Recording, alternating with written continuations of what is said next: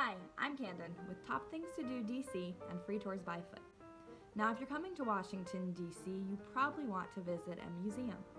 The question is which one, and what to see once you're there.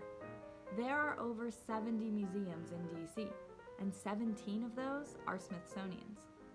They say it would take you a couple of lifetimes to see everything the Smithsonian has to offer.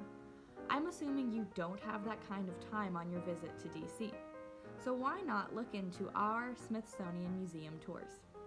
These 2 to 2.5 hour highlight tours explore some of the must-see sites in the Air and Space Museum, Natural History Museum, American History Museum. We also go to the National Archives and the National Gallery of Art, even though technically those aren't part of the Smithsonian.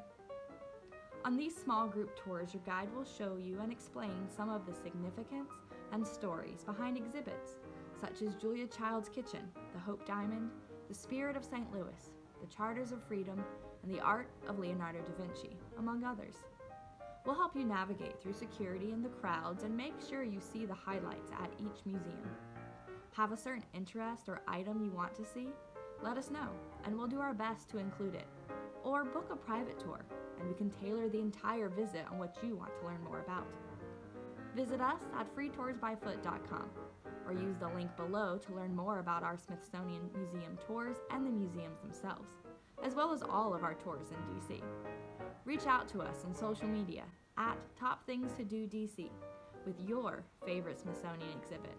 And be sure to subscribe here for more tips, tricks, and advice to make the most of your visit to Washington, D.C.